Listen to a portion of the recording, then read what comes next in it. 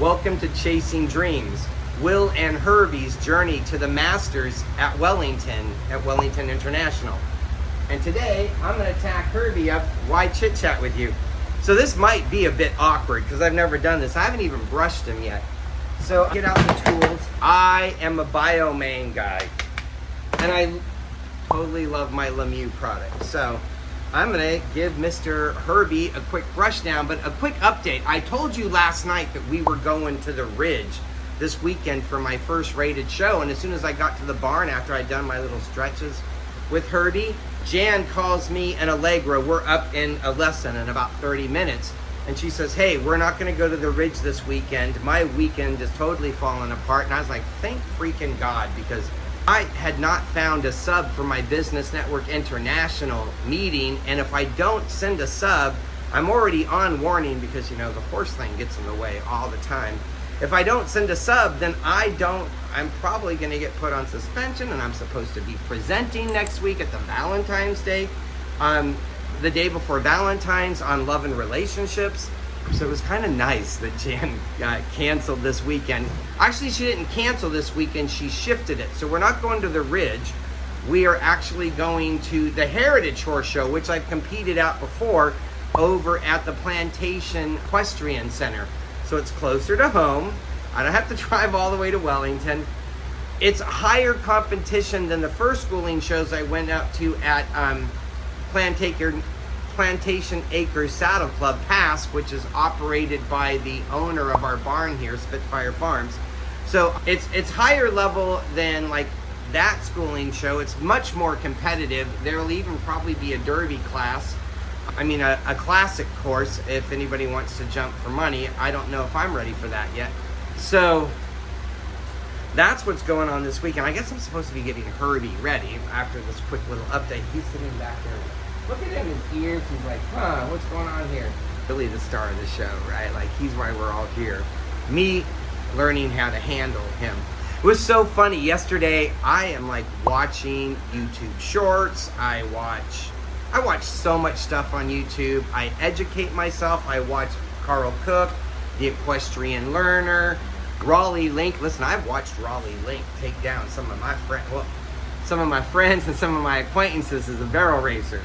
I hope she never sets me in her sights. That'd be kind of embarrassing, right? Like, because I understand what it's like to be criticized online, and I'm sure that I'm going to be criticized at some point. People are gonna like take pot shots at me.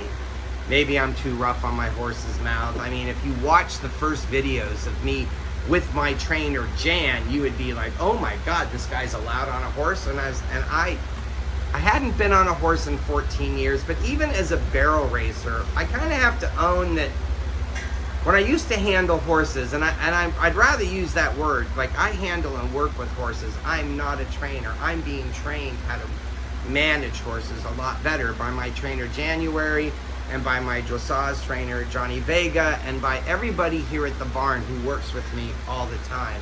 They're helping me to get better at my craft.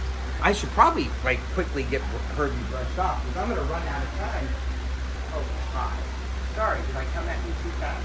One of the things I've noticed about Herbie is scoot around a lot when I brush him, so I'm constantly bringing him back, right? And I've got his attention, right? Because he knows when my hand goes in the pocket that there's likely something that he's going to get. But I'm not going to give it to him yet. I'm just kind of triggering him, letting him know that there's food there and that I really stand. That's all that. I know, I can't wait till people say, oh, your horse has bad manners. Listen, he's a lot better now. So I was watching this lady whose horse was, I'm talking and I'm not paying attention. So I was watching this lady whose horse was saddled, tied up to the trailer, and she's actually trying to saddle her horse. And the whole time she's trying to saddle her horse, the horse is bucking and knocking into her. And she uses this excuse that, hey, and the video I saw was the explain what's going on. Hey, my horse doesn't do well and has a lot of separation anxiety. And a lot of people were leaning in, and it's like, you know, I understand what it's like when somebody criticizes you online, right? Like you, the Biomain. The one thing Herbie does really like is Herbie loves the biomane. Look at as soon as I start the biomane on his back, Herbie really starts paying attention when I start the biomane, right? Like, he loves to do it. Okay, he's not acting like he loves it, but you see he's not moving around like he normally does. This is, I think, I'm running late. I'm gonna have to give him a much thorougher. So I'm gonna hit all the good spots so that I can get on my horse and get him soft and supple. I see that. Yeah, that's Herbie. You see how he's standing here? He used to just move all over it. And so just like that girl whose horse is like bumping all over the place, I constantly reinforce Herbie paying attention and not moving around. And then when he's doing good, I reward him, and he knows that I'm going to reward him. And he does that little like, but he never really, he has bitten me before, but he doesn't like me. So yeah, it's 15 minutes, and I haven't even got him soft and supple yet. I know my pad looks completely dirty. It's stained.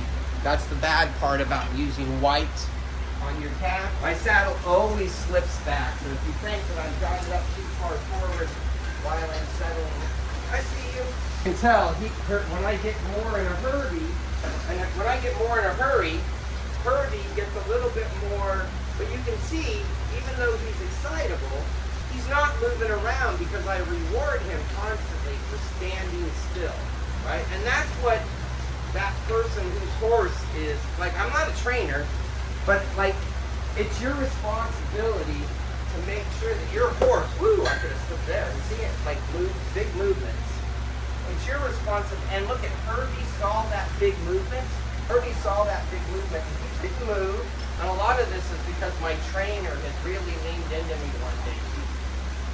She heard me like talking to Herbie, and Herbie was moving all over the place. And he said, "Will, I want you to handle him like this." And I was like, "Oh my God!" I even knew how to handle my horse like the way I'm handling this constantly. And I was like, "Oh my God!"